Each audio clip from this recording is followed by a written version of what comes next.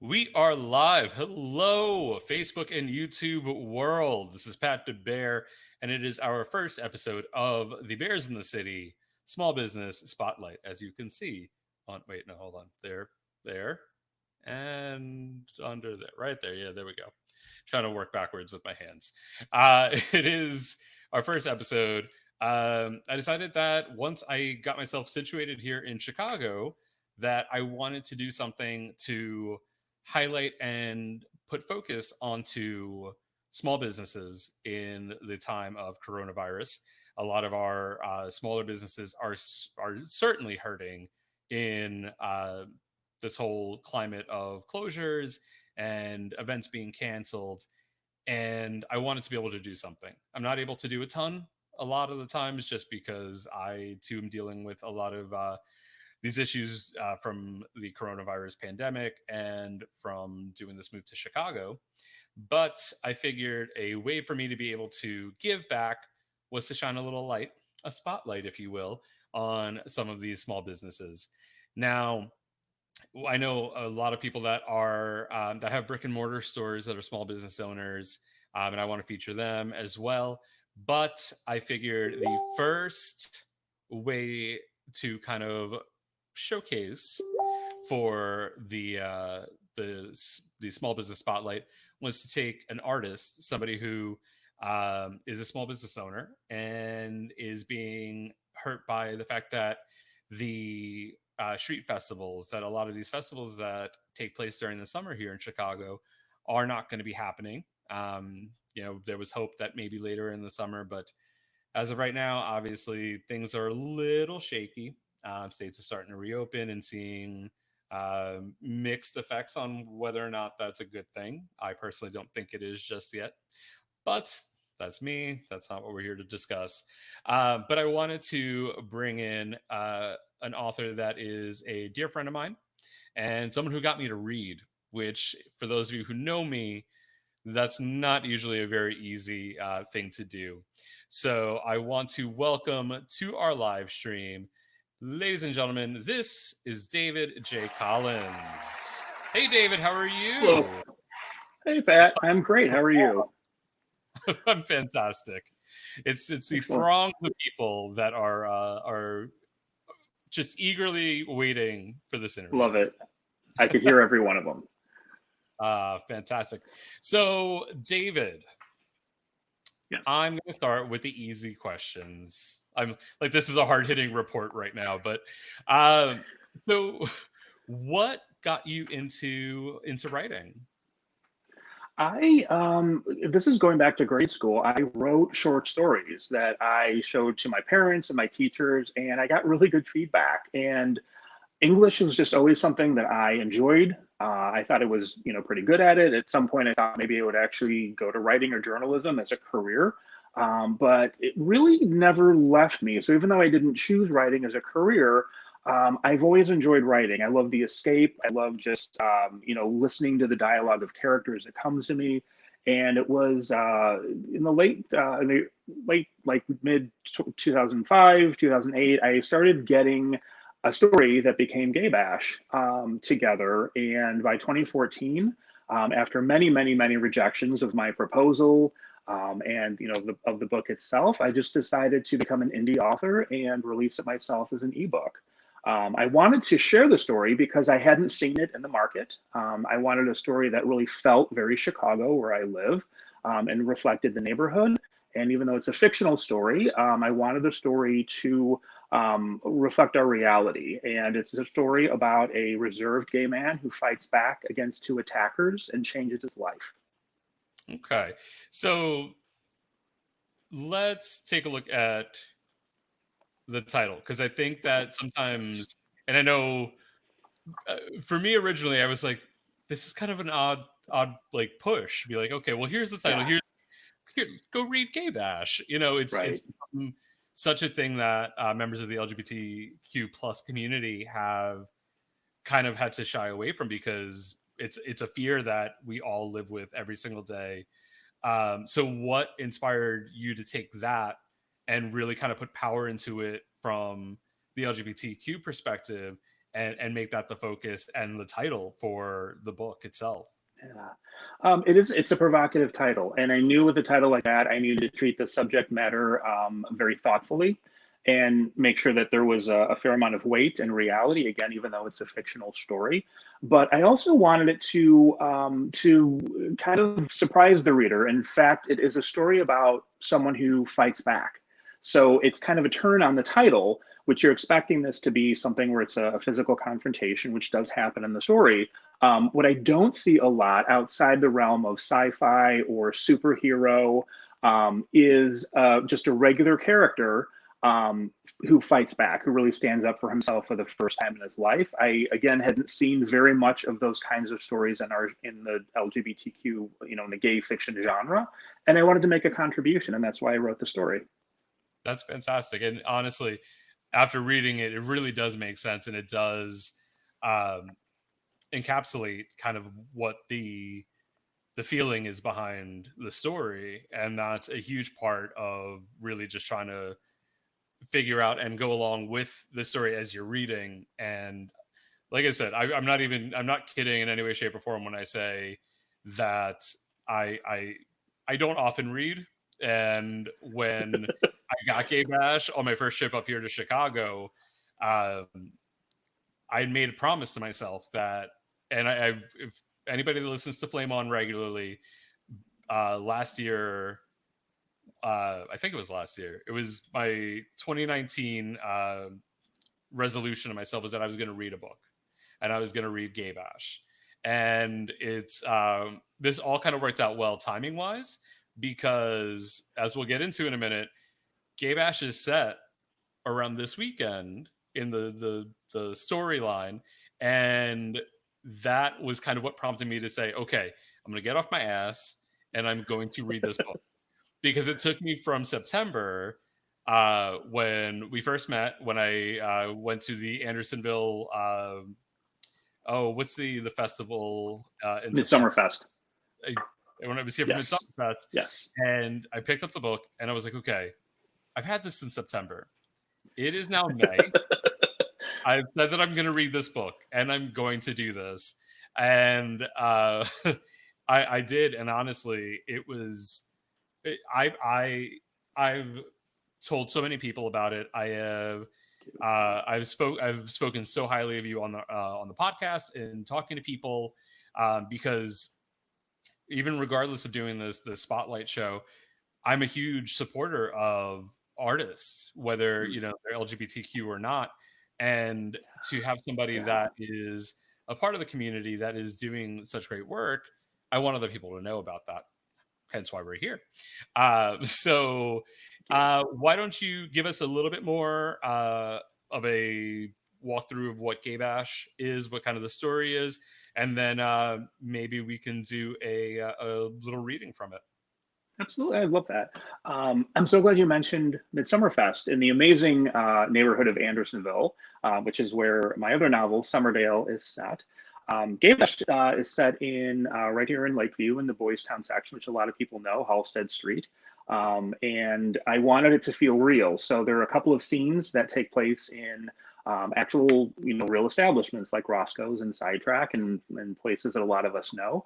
But I wanted to set those scenes in those particular bars and those particular businesses because they were very much a part of my own coming out. I can't imagine, you know, in the 80s, 90s, going through coming out, really, becoming honest with yourself and not having a place to go, not having a community, not having supportive bars and friends that you meet that way.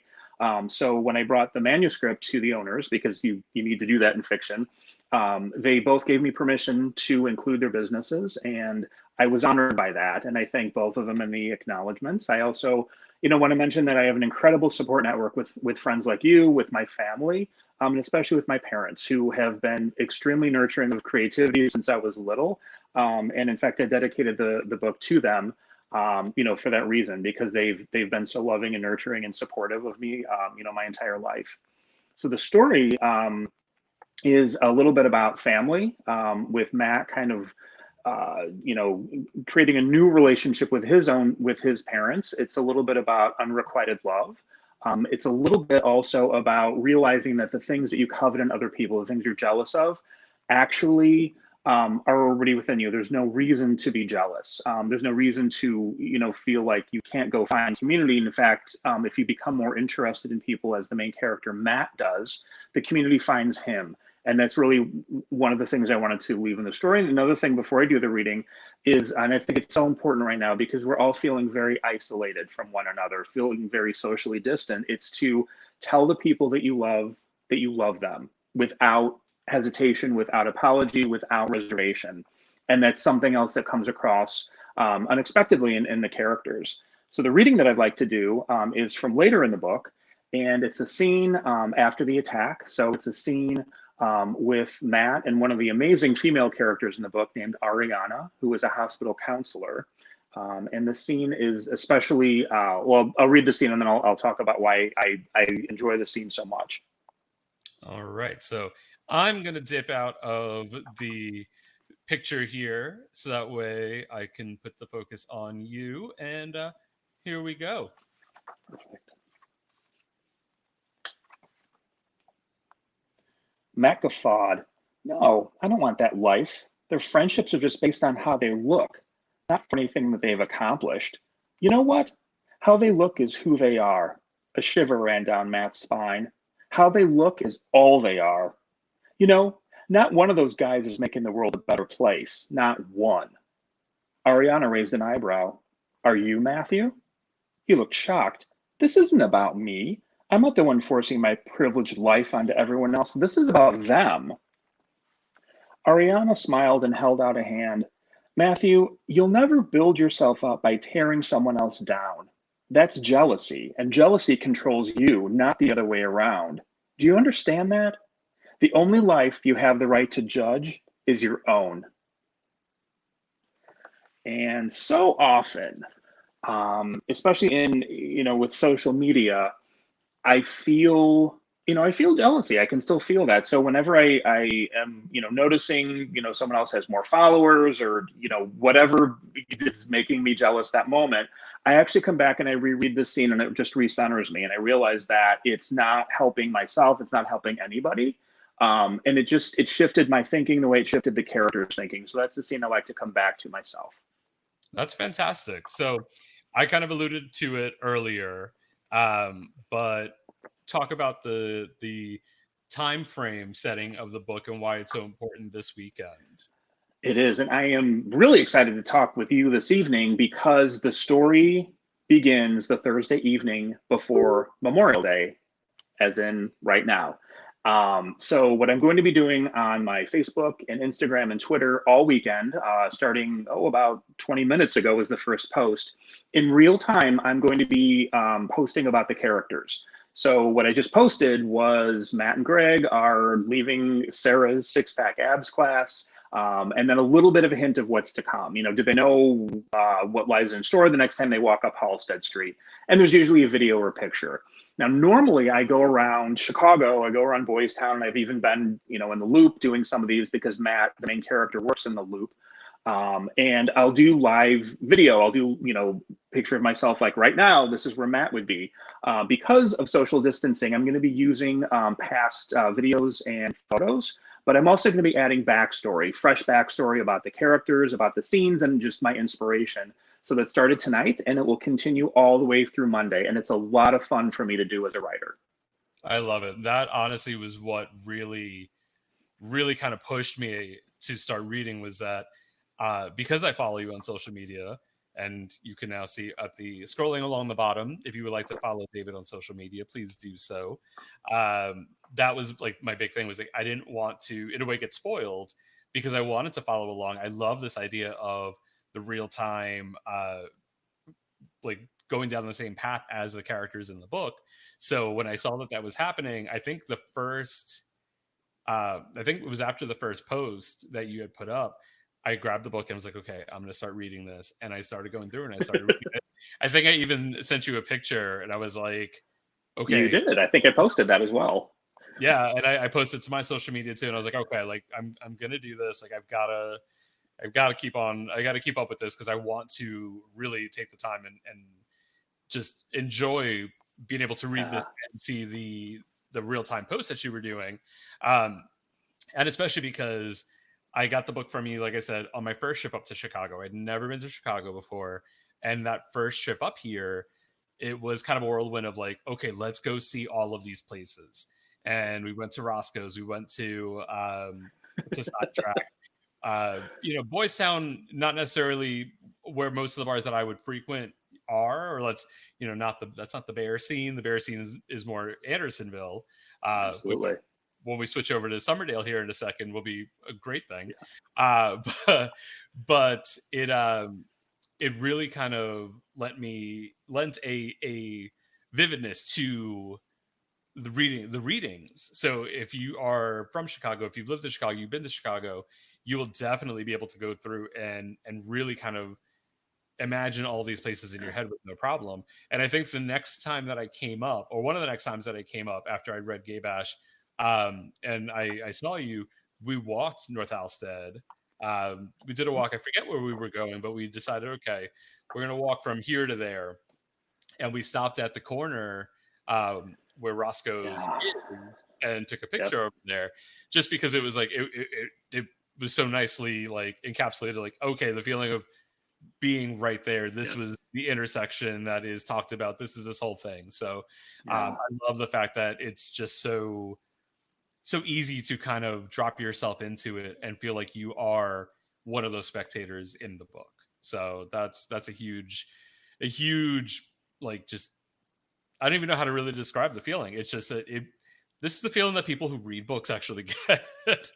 so for you know so for me to have it, I'm like, oh, this is what people have been talking about. Absolutely. Yeah. I wanted that's how I wanted you to feel, whether you've been here or not. I just wanted you to feel like you're here, you're present with the characters, you're going through everything that the characters are going through. The good and the bad. And I think in some ways the neighborhoods, both, Boys Town and certainly Andersonville, I think they play characters in the story. It's great scenery. And I really took advantage of that by describing just enough. So you felt like you got a good feeling of it. But if you were living here, it also wouldn't feel stale. I wanted to make sure that it felt evergreen in the way it was describing the neighborhoods. Fantastic. It's honestly, it is such a fantastic book. It is available as a paperback. It's Yes. available as an ebook. Keep wanting to call them books on tape. Um, Showing my age there, but it's fine. It's fine. Oh, Uh, so ebook, audiobook, yes. and it's also available as well, ebook and audiobook. That's Yes. I've somehow managed to blur those two things in my own head. So Absolutely. paperback, ebook, and as Yes. an audiobook as well. Yes. All through your website, davidjcollins.com, all one word. You can see it. Just branding is on point, sir. I will just say that. Thank you. If you look at whatever / David J. Collins, it leads right to you. So that's always a plus. And uh, we're working on getting a YouTube channel going with that as Yes. well. Keep the branding alive. Absolutely. Yeah, keep Uh, the brand alive and post some readings. That I like doing readings. I post them on Instagram and Facebook, and I think YouTube is a great next step to have some of the readings there too. Absolutely. And I think it probably should have been stated up front, but we'll state it now in the middle, that I am working with you on trying to get some new things up and running. I'm working with you on the YouTube channel. Uh, Yeah.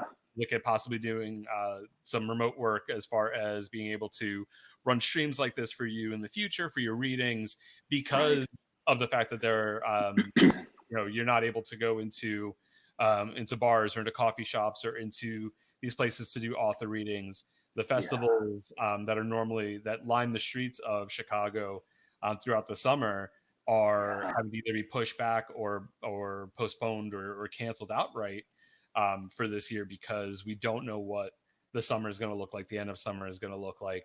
So we'll just put that out there that I am working on some projects with you for that. So that was part of the reason why I wanted to make sure that I got you onto the show first, just because Thank you. and I always say it this way: it's never a matter of that I just am trying to push something for a dollar. Like that's never a thing for me. Like I if I don't believe in what I'm helping work on, I don't want to do it. You know, no matter what the price is going to be, or no matter what the turnaround monetarily will be for me.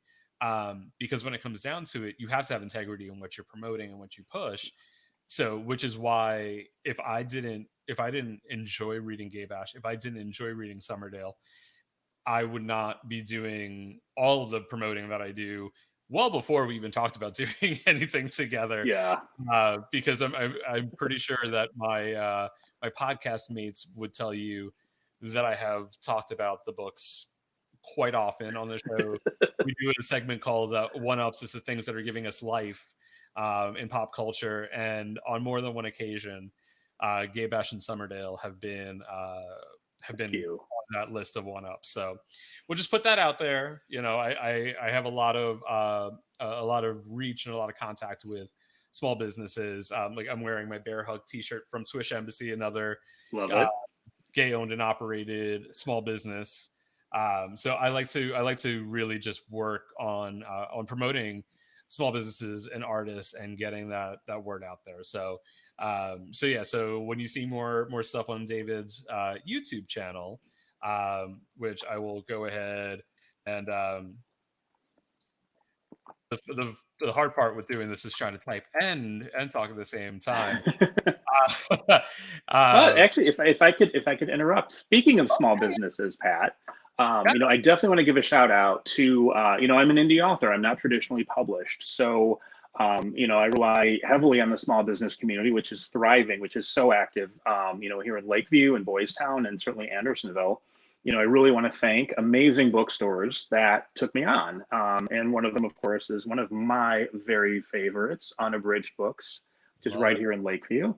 Also, Women and Children First up in Andersonville has been amazing. Transistor, Raygun, over the high holy season of Halloween for Summerdale.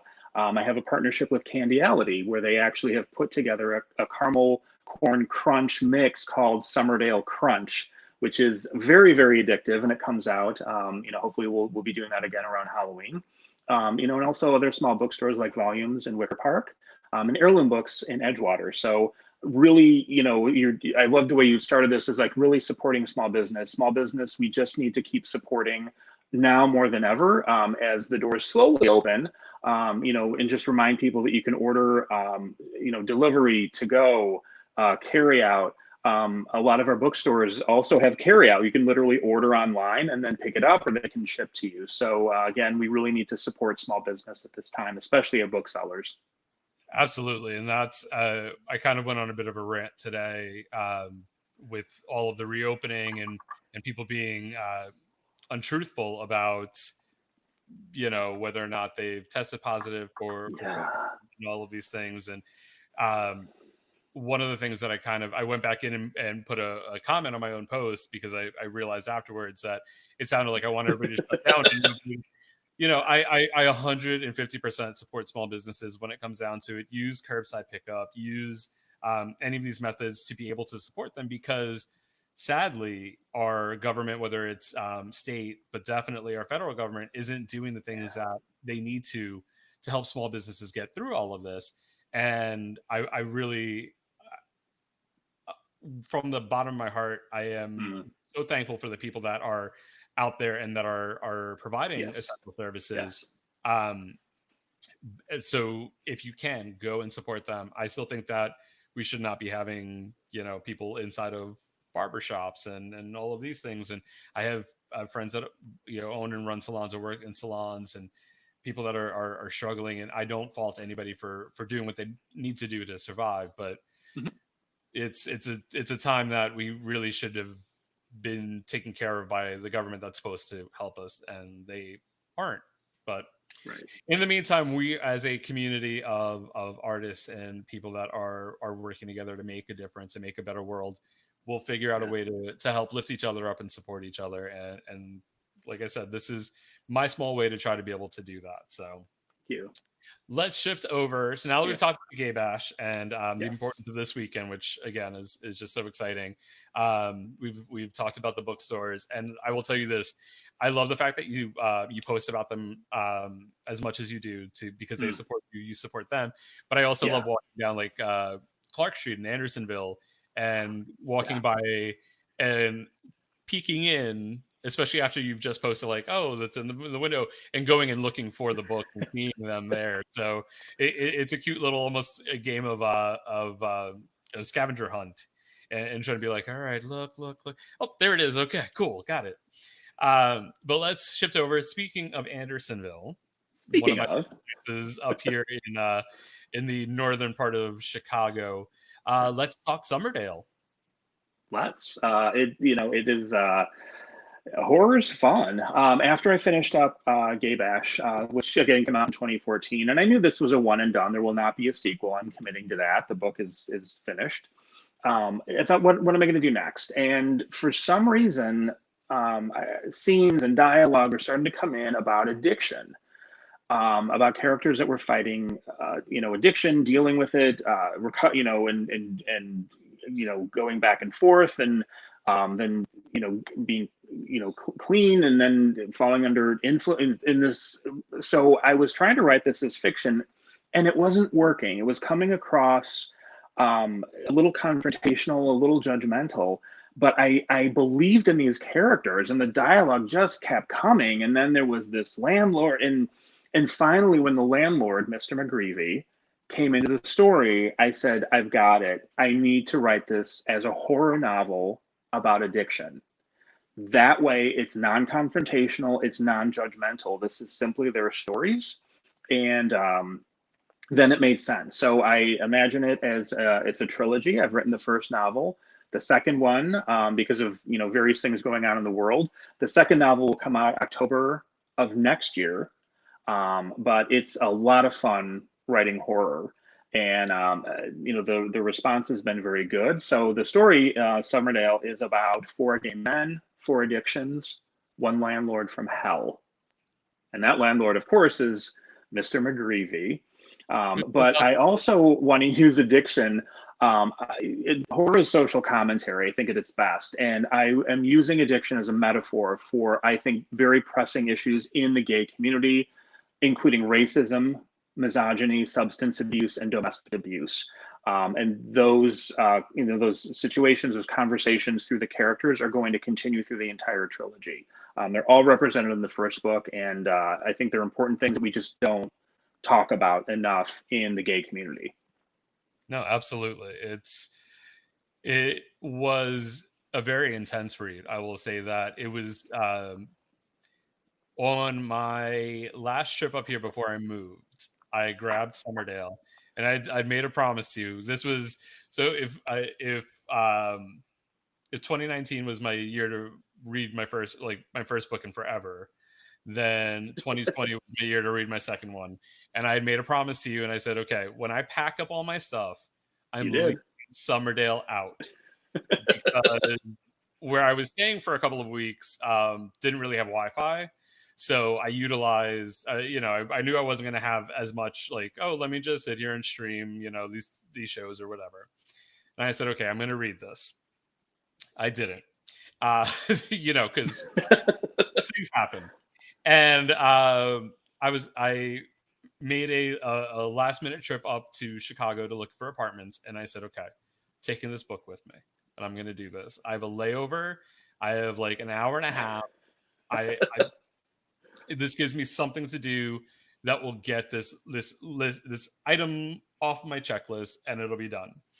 And honestly, it was fantastic. I started reading during the layover and continued reading. Normally, I had to sleep on the plane ride. It's just easier. I'm usually passed out by the time the plane takes off, and then I wake up somewhere overland, and then Somewhere again, new. I'm somewhere. Whether or not it's where I was supposed to be, who knows? Yeah. But I got through the first 175 pages between the layover in the airport and the plane ride, because I was just glued to it. And it got to a point where I was like, okay, I need to keep on going. I need to keep on going. I need to keep on going. And at the end of every chapter, I cursed you just a little bit. Just a little Thank bit. you. I love that. That's a that's music to my ears. It honestly, it was so enrapturing. And I knew that you, because we had talked about this beforehand, I knew that it was going to be a trilogy. I just didn't realize how the book was structured. Mm, And I don't want to go too much into that because it kind of it there is a certain method to your madness on storytelling in this book, and it's best to be read and not really described. But every time I got to the end of a chapter, I was just like, damn it. Now I've got to wait. Now I've got to wait for more. yeah.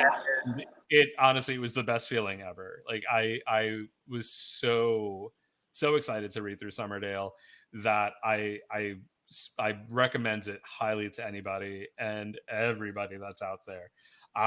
So do you want to do a quick reading for us? Absolutely. All right, let's put you back in the spotlight. And here we go. This is real nice of you, Mr. McGreevy. You got a house full of tenants and you're always fixing meals for me, Steve said, wiping his face again and turning toward the kitchen stairs.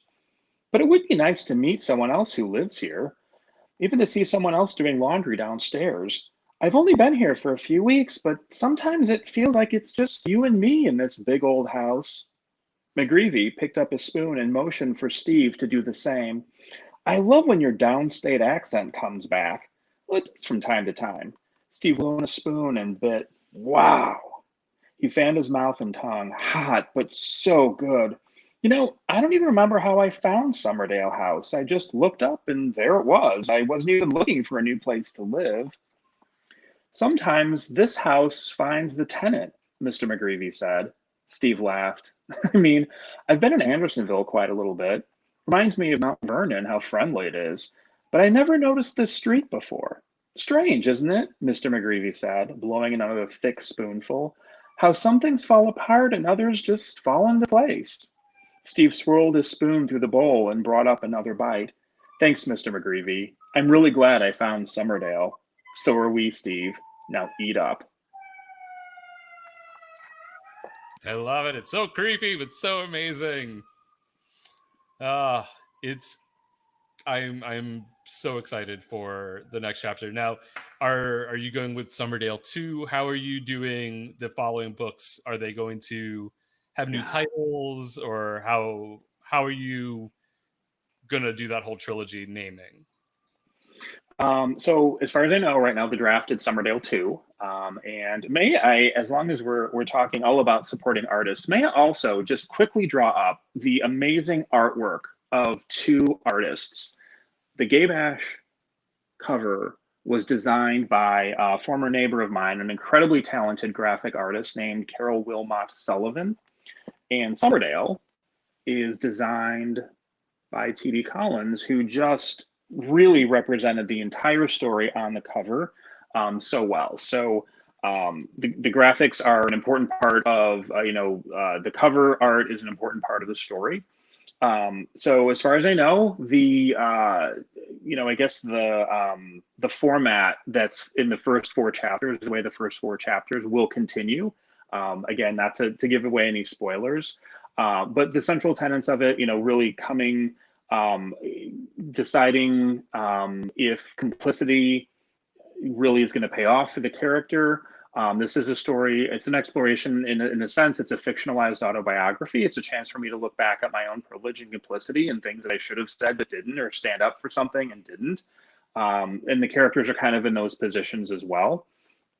Another thing I think that sets Summerdale apart from others in the genre, in addition to it being an LGBTQ book with gay characters, is that it's the characters who are terrorized are men.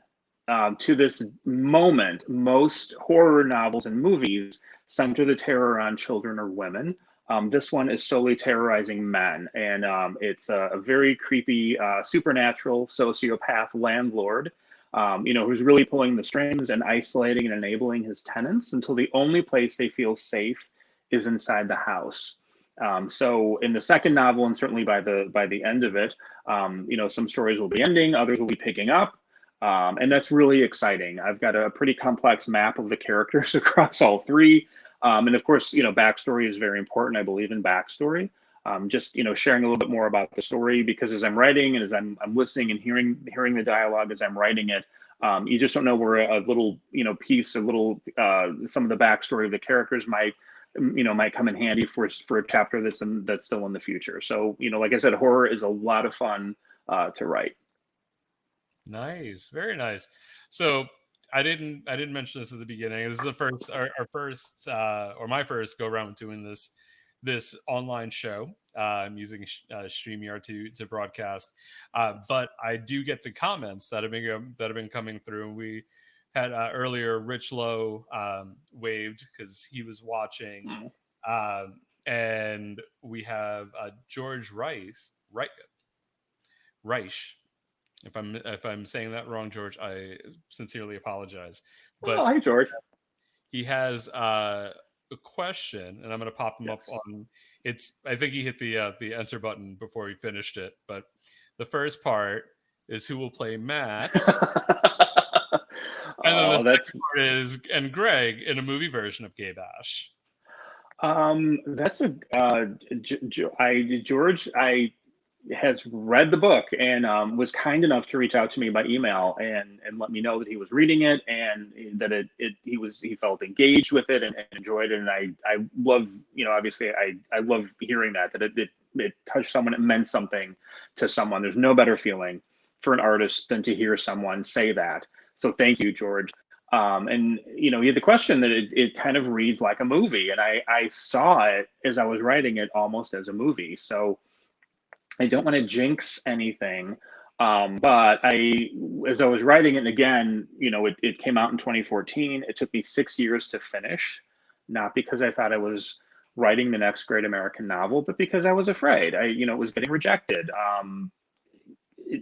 Writing is very solitary. It's taking me away from my friends. There's fear of missing out. There's all kinds of reasons why it took 6 whole years, really, to get the courage to hit publish and make it an ebook, and then a paperback and an audiobook. But I saw T.R. Knight, who I think is a very underrated actor, when I was thinking of what he looks like and the emotional range that I've seen. And we haven't seen too much from TR lately, post Grey's Anatomy, but I've seen him, before that in a couple of different, television shows. And I just think that kind of type is perfect for Matt, where he's very relatable, and you can just follow along his journey, a very emotional journey. As far as Greg, I have no idea. He's one of the few. I've got an actor pegged for almost every character, major and minor, but Greg is a big question mark. I don't know who could play him. Maybe some of your readers out there can throw out some suggestions, and That would be great. we'll see what happens. Yeah, and I think it would make a great movie. I think it would translate to the stage. I think all those things are a possibility. Absolutely, and it does it wallops you right in the feels, in many parts, and especially towards the end. And I'm Mm. pretty sure that I texted you when I got to the end of the book, and might have yelled at you a little bit for doing that to me, you know. But hey, as a reader, it was well worth it. So are there any upcoming things that you think that you want to put out there, so that way the people that are watching along, whether it's now or maybe on a replay a little bit later. Again, for those of you watching, David's social media is all scrolling along the bottom. It's at David J. Collins on Twitter and on Instagram. And if you go to Facebook, it's facebook.com/David J. Collins, or look up Gay Bash and Summerdale. That's how you would search it on the search bar up there. But do you have any little like Instagram or Facebook things that are coming up that you have planned besides the real time Yeah. Memorial Day plans? I have a few coming up. In addition to writing, also have I do have an email mailing list, and if you sign up for it, which you can do through the website, You get a free short story called Northerly Island, which is, I think, it's a fun summertime short story. That's a free gift. Definitely be looking at summer. If any of the summer festivals will be happening this year, I know most of them are either canceled or postponed until later in the summer or the fall. I would be going to my fourth year of being at the festivals, being at Midsummer Fest in Andersonville, being at Pride Fest and Market Days in Boys Town, and being at the amazing Lakeview East Festival of the Arts in September. Last year I was right in front of Unabridged Books on Broadway. That was absolutely amazing. So hopefully we'll have some summer festivals. I can't imagine a Chicago summer without them.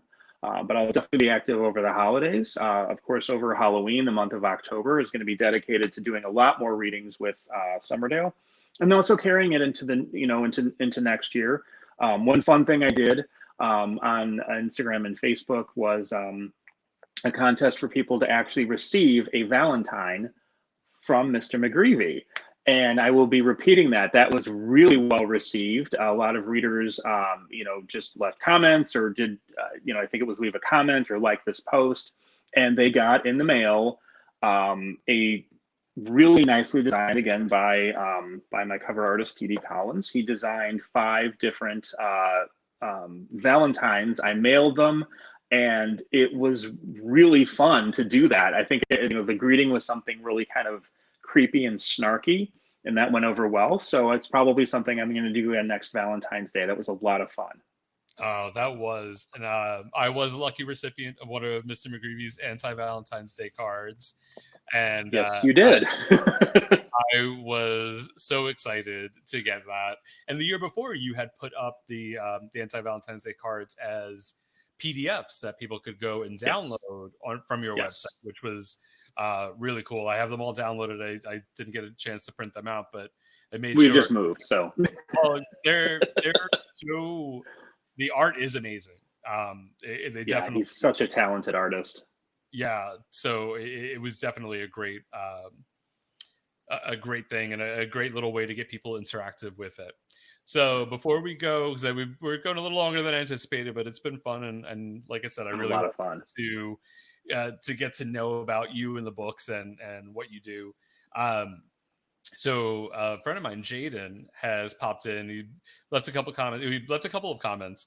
One is a little bit longer. I'm not going to get into. We can always read that later. But he said that he's looking forward to it, especially.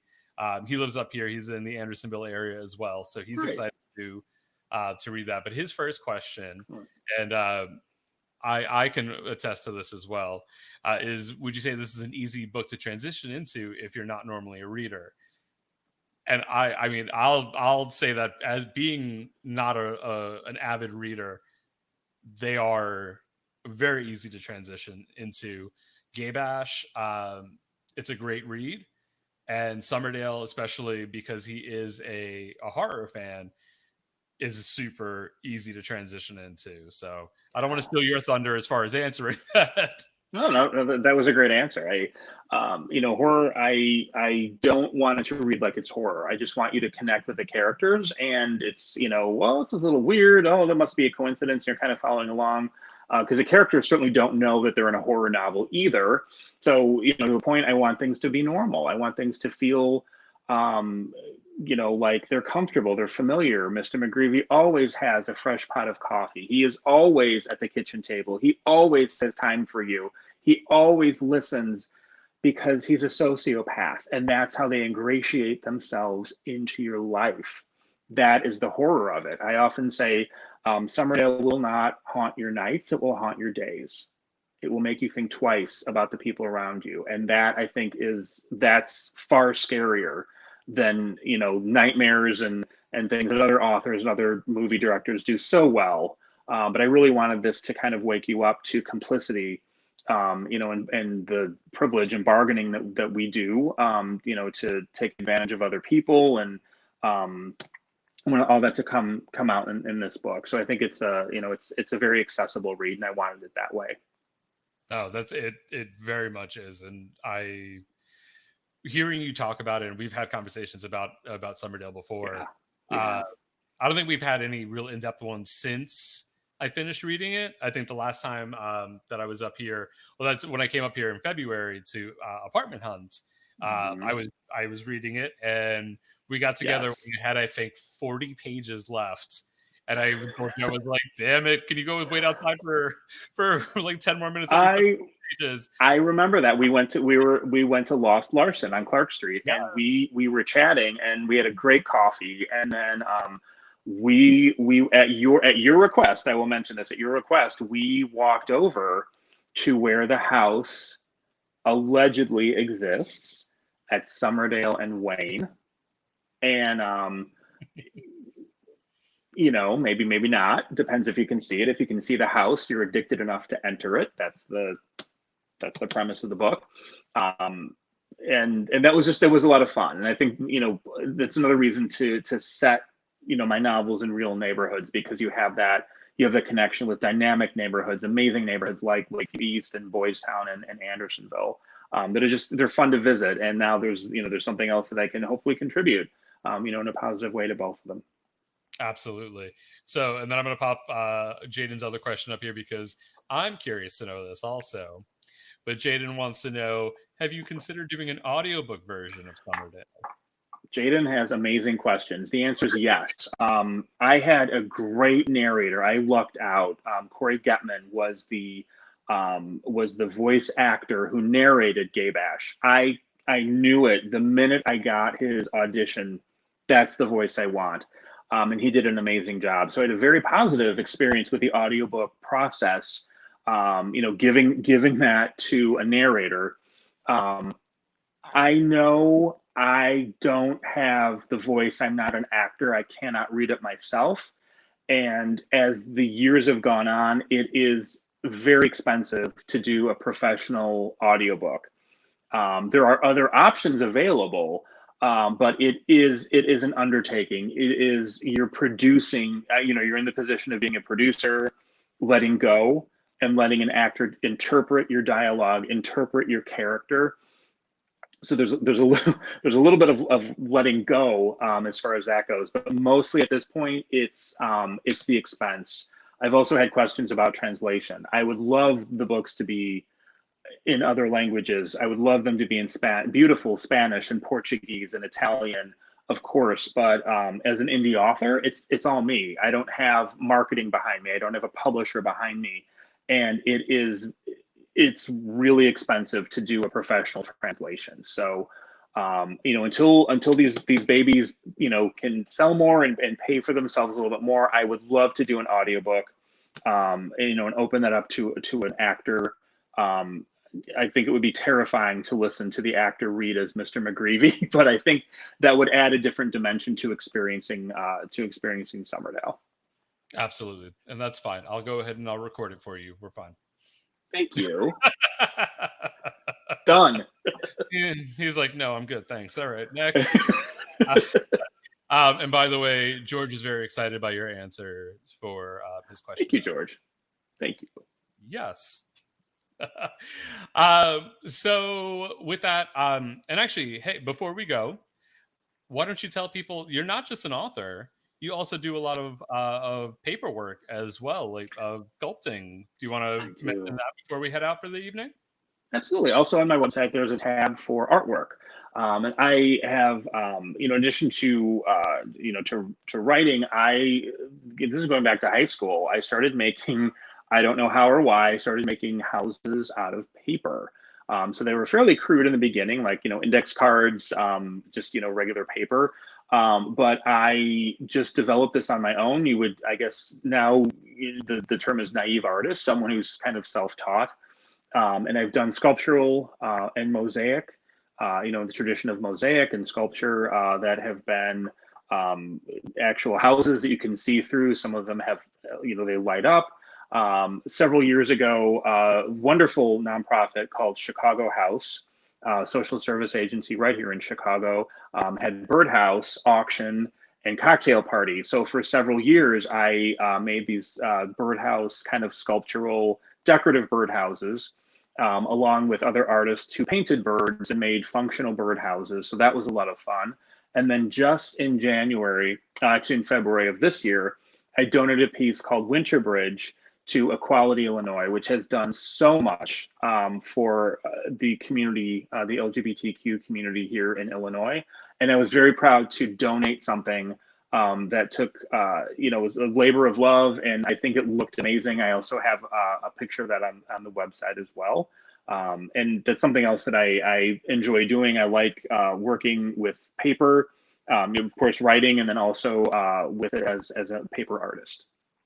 It's they are gorgeous, Thank absolutely you. gorgeous. Go to his Instagram. You can scroll through the photos there. Yes. You'll see some of it. You'll see the bridge. You'll see some of the older pieces that you've worked on that you post. There, Yeah, some of them, they go back to the 80s, and my parents. We still have some of them, and some of them were bid, and other people have bought them. Some of them have been given as gifts, but it's something that will always be with me, and it's for future planning of David J. Collins Inc. The artwork actually takes just as much of a place in the creative life as the books do. So I'm really excited about the future and some projects that are on the horizon. that is absolutely fantastic. You are immensely talented, sir, and I applaud everything that you have produced and that you are continuing to work on. So Thank you. I thank you immensely for being our first guest on the Small Business Thank Spotlight. you. We were talking about doing a half an hour show. We're already at 51 minutes. So, Oh, uh, sorry. oh no, it's fantastic. We've had people watching through the whole time. So Good.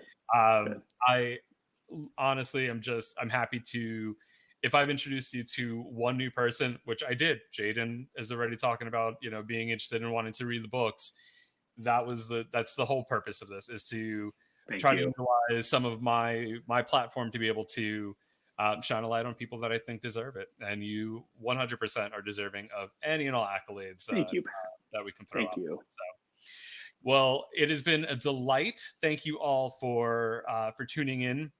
Those of you that have been watching the whole time, those of you that have just kind of been popping in and out, I appreciate you all. One of my friends, Robert from back in Orlando, said he love you guys. So thank you for Thank tuning in, you.